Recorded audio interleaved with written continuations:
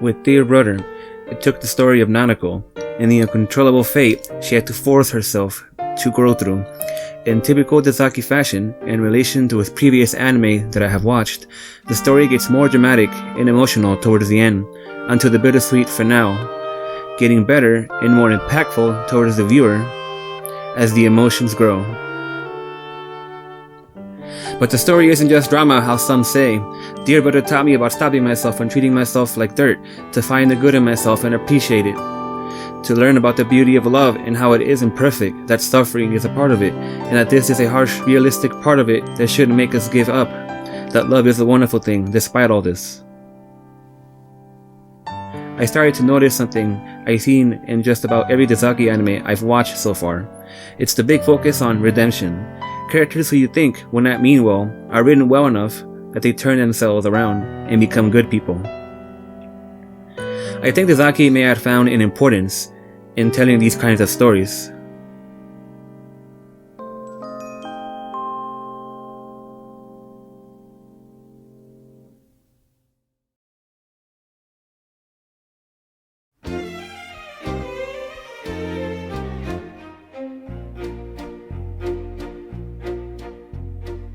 At first, it sounded wonderful. Nanako, who thought life had been plain, felt the joy of being able to experience a brand new stage in life with entering the prestigious school. She was unaware that she'd get caught in the middle of a huge spectacle involving the rest of the main cast. Not only that, she was separated from her so-called brother, who she had been writing letters to. Nanako did have her child friend Tomoko, who is the bright and shining optimistic star of joy of the series from among the darkness, though Nanako is a very closed-off person. She doesn't vent to Tomoko or tells anyone about her personal problems. The letters she writes to her brother, who she was separated with, are the majority of the times she is willing to open up about how she really feels, though even that has limits. As her problems continue on, it feels like she doesn't have anyone to turn to at times because of this attitude she has towards all this. An innocent and submissive girl, she does manage to toughen up and grow as she is forced to. She begins to rebel against her former ideals, all while picking up her new friend's characteristics like a chameleon.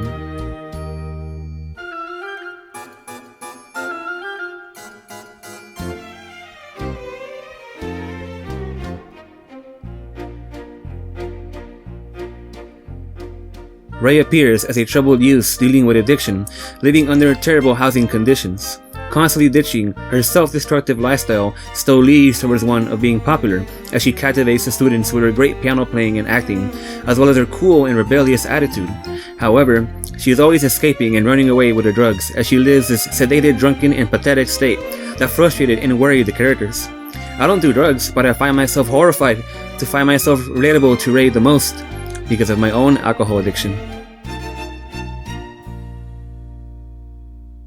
As the story begins, everything changes once Nanako enters the sorority.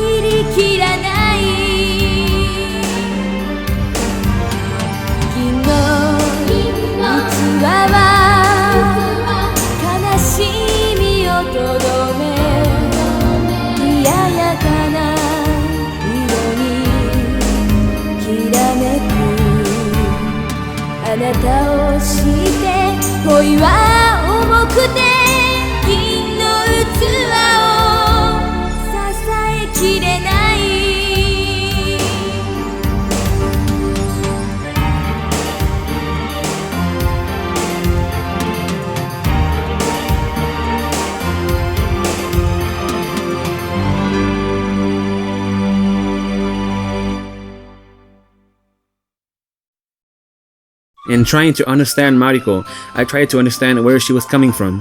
She became an example to me about how false the idea of money bringing happiness can be. She has all the money in the world, lives in a huge luxurious house, and could have any material possession she desires. And that has an interesting relation towards her issue. Material possessions don't mean anything meaningful to me, personally. As a result, she is unhappy because she is lonely. All the riches in the world can't do for her what a good friend can do. This leads to her desperately clinging to Nanako to the point of obsession. She felt that Nanako belonged to her, and only her, to the extent she conspired against Tomoko to break up the friendship. But I praise Tomoko because she is a very understanding friend. Even when it looks like her and Nanako may be drifting apart, she also tries to be understanding. And it hurts. It hurts to see Nanako become vulnerable and break down as she pleads for Tomoko to come back into her life. Because their bond is a deep bond, Tomoko also tries to understand where Nanako is coming from. And this is important.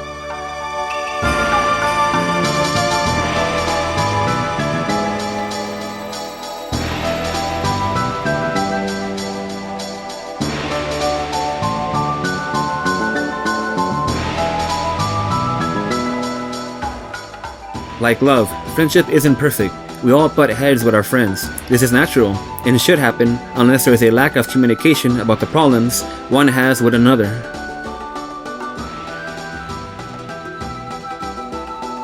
A friendship or romance too perfect is suspicious. I think that it matters more that two people can talk and reason their way out of problems and remain friends for another day than to be so worried about everything being so perfect. What I did find admirable about Mariko is that she, despite her flaws, is also a great example of someone who stands up for her friends and who wants the best for them. She is also not someone you would want to mess with, as her unstable emotions can result in violent outbursts when pushed into a corner. She can try to tolerate someone, but when pushed into a corner too far, she'll strike back like a panther. Her biased views on men can be amusing to see play out, and how ridiculous it can get, and the comedy can play into irony by making her the end of the joke. Still, I came to feel that her overprotectiveness of Nanako came to me out of sincerity and a genuine care for her.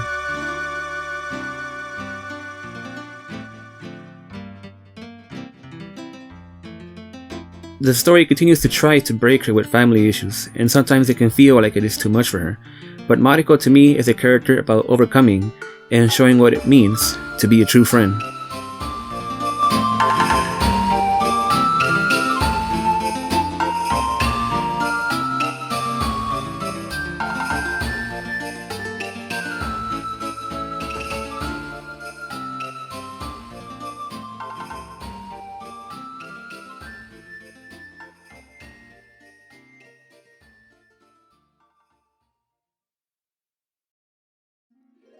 Miya is an interesting character considering where she goes after a love broke her and tore her apart. It turned her into a monster. Still, after having lost everything, she came to see things more clearly. They say only when it's darkest can you see the stars. Her own analysis and realizations of what true love is to her becomes a central part of the message of the entire anime. That though the broken promise hurt, and she was emotionally left behind, Miya understood that love can be a vessel for every emotion. She became a realist towards her rejected feelings, that she can love again, even if it is not the same person. This sounds simple, but not easy to do.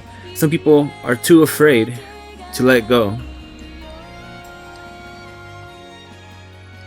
In my last failure of a relationship, I tried really hard to believe that everything would work out if we both worked hard enough. Everyone was telling me to get out of it, but I refused. Ultimately, I came to the realization that some people will never change, and for the sake of my own mental health and well-being, I had to get out of it. And I did.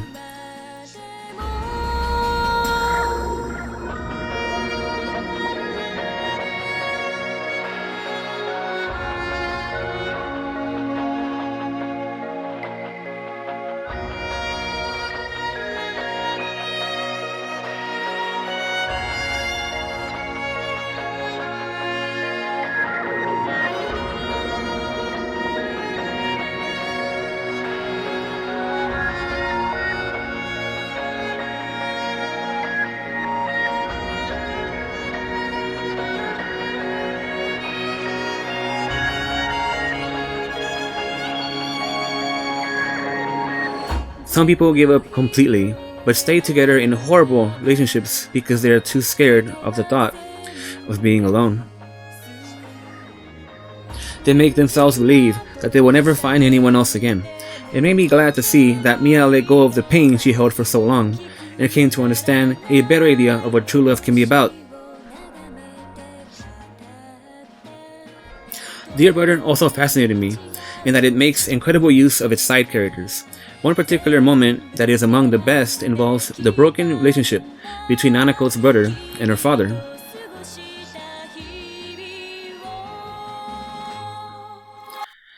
You can feel the tension when they meet after being apart for so many years. A conflicted pain that yes, this is my father, but he hurt me. A conflicting pain that yes, this is my son, but can he forgive me for what I did? You can feel that deep down, they want to be like family again.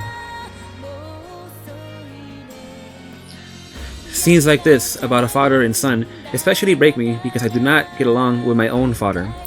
His own father was violent and lost lottery money because he spent it too irresponsibly. This trauma made my father be like an emotionally violent version of his own. At this point, I've given up. We are never going to get along. I tried, but unfortunately, my own father is also the type of person that would unfortunately never change. As a result, I keep him at a distance, as there is no helping it. But I too can feel deep down this tension that he wanted to love me, but did not have the ability to do it.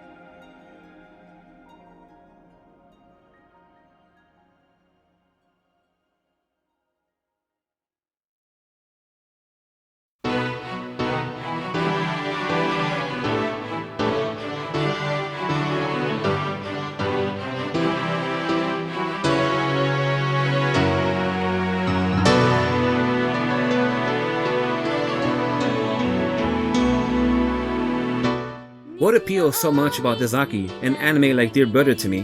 Dezaki revealed in an interview that a big focus of his message is to be anti-authoritarian. It makes more sense now, as someone who studied a lot of politics and who came to dance and frolic with the political messages of Tomino's Gundam.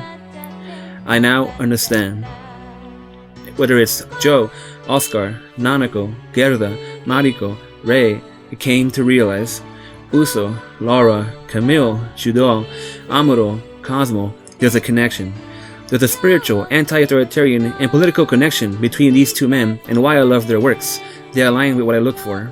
This is my taste, and this is why Dezaki and Tomino are my favorite people in anime.